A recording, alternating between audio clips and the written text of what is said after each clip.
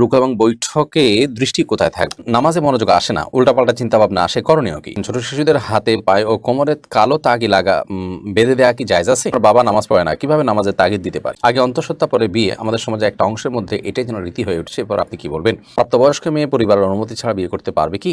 বাবা চাচা যদি বোনদের জমির ভাগ না দেয়, তাহলে আমরা ছেলে হয়ে এই জমিতে থাকা গাছগুলোর ফল খেতে পারবো কিনা? তাহলে আর দেরি না করে চলুন প্রশ্নোত্তরের আলোকিত ভবনে আমরা প্রবেশ করি। নীরব হাসান মৃধা আপনি লিখেছেন, নামাজে মনোযোগ আসে না, উল্টাপাল্টা চিন্তা ভাবনা আসে, করণীয় কি? সালাতে মনোযোগ আসার জন্য আপনি সালাতে কি পড়ছেন অর্থগুলো বুঝে বুঝে পড়ার চেষ্টা করুন। এক, দ্বিতীয়ত সালাতে মনোযোগ আসার জন্য সালাতকে ধীরস্থিরভাবে পড়ার কোনো বিকল্প নাই। আপনি যত সময় নিয়ে পড়বেন, আপনি প্ল্যান করেন যে প্রতিটা রোকনকে খুব ধীরে ধীরে সময় নিয়ে আদায় করবেন। সূরা ফাতিহা পড়বেন, এরপর একটু গ্যাপ দিয়ে একটা সূরা পড়বেন, একটা সূরা শেষ হলো তারপর একটু গ্যাপ দিয়ে তারপর রুকুতে যাবেন, তাও আস্তে আস্তে পড়বেন, আস্তে আস্তে যাবেন, রুকুতে গিয়ে স্থির হয়ে তারপর তাসবিহ পাঠ শুরু করবেন এবং তাসবিহ পাঠ শেষ করে একটু অপেক্ষা করে তারপরে আপনি দাঁড়াবেন। এভাবে যখন প্রতিটি রোকনকে খুবই ধীরস্থিরতার সাথে করবেন, ইনশাআল্লাহ তাআলা আপনি সালাতের ভিতরে মনোযোগ আসছে সেটি লক্ষ্য রাখবেন। তাছাড়া আপনি আল্লাহ তার কাছে দোয়াও করবেন সালাতে মনোযোগ আসার জন্য। নিজের প্রতি নিজে বিভিন্ন রকমের দণ্ড আরোপ করতে পারেন যে সালাতে মনোযোগ না হলে আমি তাহলে সালাত নফল সালাত বাড়িয়ে পড়বো, দান সাদেকা করবো, ইত্যাদি ইত্যাদি। এর পাশাপাশি সালাতের আগে সালাতের প্রতি মনোযোগ নষ্ট হতে পারে এরকম বিষয়গুলো থেকে নিজেকে দূরে সরিয়ে ফেলা। অনেক সময় দেখা যায় কোনো কাজ ঝুলিয়ে রাখে আমরা সালাত আদায় করতে দাঁড়াই, তখন ওই কাজের জন্য তাড়া অনুভব করি না। এরকম কোনো কিছু না রেখে ফ্রেশ মাইন্ড নিয়ে সালাত আদায় করার চেষ্টা করতে হবে। আল্লাহ তাআলা আমাদেরকে তৌফিক দান করুন। কাজী নাজমুস সাকিব আপনি লিখেছেন, রুকু এবং বৈঠকে দৃষ্টি কোথায় থাকবে? আমরা দৃষ্টি কোথায় রাখবো? একটা মত হলো যে সর্বাবস্থা আমরা সেজদার যে জায়গা সেখানে আমরা দৃষ্টি রাখবো, আর বৈঠকে আমরা আমাদের কোলের দিকে দৃষ্টি রাখবো, এটি একটি মত। রুকুতে অনেকে বলেছেন যে দুই পায়ের যে মধ্যবর্তী জায়গা এখানে আমাদের নজর থাকবে। তো খোলাসা কথা হলো বেশিরভাগ ক্ষেত্রেই সালাতে আমাদের নজর থাকবে হলো সেজদার দিকে, এবং সর্বাবস্থায় সেজদা যে এরিয়া এর মধ্যে এটুকুর মধ্যে আমাদের নজরকে আমরা সীমাবদ্ধ রাখবো। বাকি যখন আমরা বসবো তখন সচরাচর সেজদার দিকে তাকাতে হলে তো আমাদের চোখ উঠাতে হয়, আরেক দিকে তাকাতে হয়, আমরা কোলের দিকে স্বাভাবিকভাবে নজর করব। অর্থাৎ চোখকে অবনত করলে যে জায়গায় নজর আসে সেই সীমানার ভিতরে আমরা নজর রাখার চেষ্টা করব। তাহমিনা তামান্না আপনি লিখেছেন, ছোট শিশুদের হাতে পায়ে ও কোমরে কালো তাগি বেঁধে দেওয়া কি জায়েজ আছে? ছোট শিশুদের হাতে পায়ে এবং কোমরে কালো তাগি বাঁধবেন কেন? এই কালো তাগি বাঁধার ক্ষেত্রে বিভিন্ন বদ আকিদা মৌলিকভাবে কাজ করে, বিধায় এটি প্রশংসনীয় কোনো কাজ নয়। আরেকটি বিষয় আমাদেরকে মাথায় রাখতে হবে যে এই জাতীয় কালো তাগি এগুলোতে অনেক সময় দেখা যায় ফুৎকার দেওয়া হয়, ফুৎকার দিয়ে সেগুলোকে গিরা দেওয়া হয়। কোরআন কারীমে সূরা ফালাকের মধ্যে আল্লাহ বলেছেন, মিন শাররি নাফাথাতি ফিল উকাদ। ওই সমস্ত নারীদের, জাদুকর নারীদের ক্ষতি থেকে আল্লাহ আপনার কাছে আশ্রয় চায় যারা গিরা দিয়ে রশিতে তারপর সেখানে ফু দেয়। তো এটি জাদুকরদের জাদুর একটা প্রক্রিয়া। তাছাড়া কালো তাগি, কালো জিনিস, কালো ছাগল ইত্যাদি এগুলো সাধারণত জাদুকররা খোঁজে।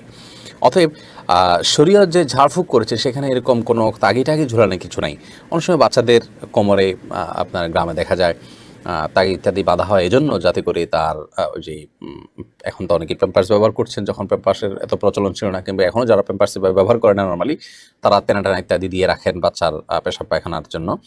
তো সেটা বাঁধার জন্য যদি কেউ তাগি দেন সেটা ভিন্ন কথা, কিন্তু এটা দিলে ক্ষতি থেকে বাঁচবে, রক্ষা পাবে এরকম বললে সেটি শিরপূর্ণ বিশ্বাস হবে, কারণ এরকম কোনো নির্দেশনা করাতে আমাদেরকে দেয়নি। অতএব এই কালো তাগি তাকে রক্ষা করবে এটি বলা, এটি ঈমানের সঙ্গে সঙ্গতিপূর্ণ কোনো বিষয় না।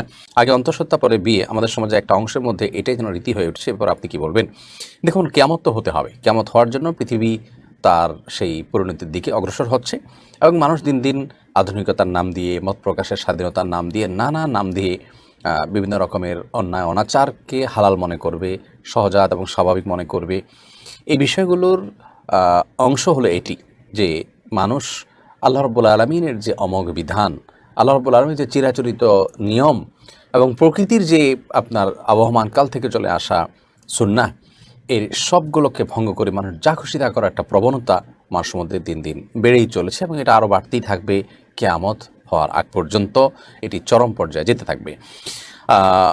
সন্তান পিতৃ পরিচয়হীন অথবা জেনার মাধ্যমে সন্তান আপনার জন্ম দেওয়া, এরপরে বিবাহের আয়োজন করা, এগুলো পশ্চিমা দেশগুলোতে খুব স্বাভাবিক ছিল। আমাদের এই অঞ্চলে আস্তে আস্তে সেটিকে স্বাভাবিক করে ফেলা হচ্ছে। মিডিয়াগুলোর ম্যাক্সিমাম মিডিয়াগুলোর ভূমিকা ক্ষেত্রে সবচেয়ে বেশি।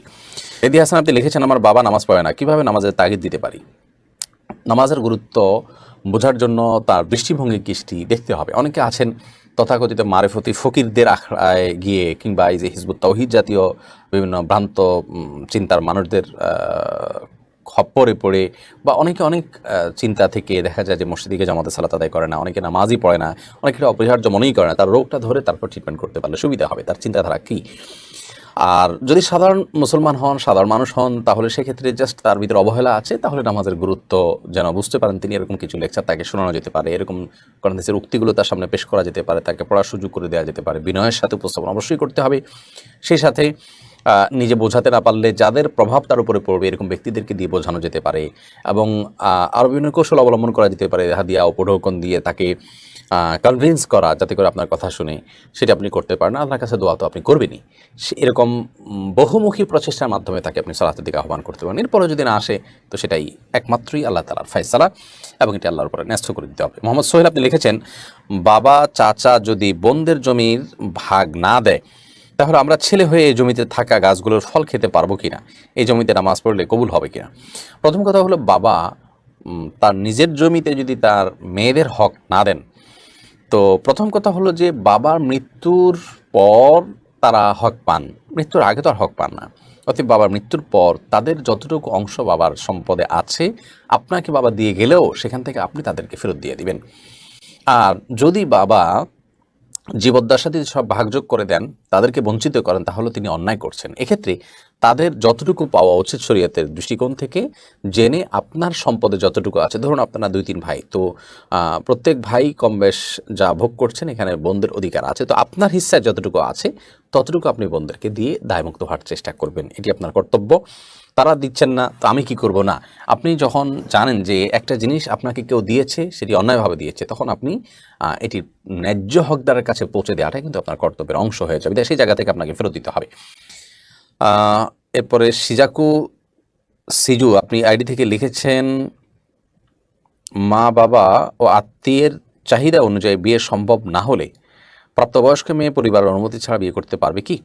মা বাবা এবং আত্মীয় স্বজনের চাহিদাটা কি সেটি দেখতে হবে। তারা যদি শরিয়া বিরোধী চাহিদা পেশ করেন, একটা বেপর্দা পর্দা বুঝে না, শরীয়তের গুরুত্ব বুঝে না, হারাম উপার্জনকারী ছেলের সাথে বিয়ে বসার জন্য বাধ্য করেন তারা, বা জোরাজুরি করেন, তাহলে সেক্ষেত্রে তাদেরকে অ্যাভয়েড করে নিজে বিয়ের উদ্যোগ নিতে পারেন। সেক্ষেত্রে তার কোনো পুরুষ বিকল্প অভিভাবক হিসাবে তার ভাই বা অন্য কোনো কাছের আত্মীয়ের মধ্যে পুরুষকে অভিভাবক বানাতে পারেন, কিংবা মসজিদের ইমাম সাহেব অভিভাবকত্ব করে তার বিয়ের উদ্যোগ নেবেন।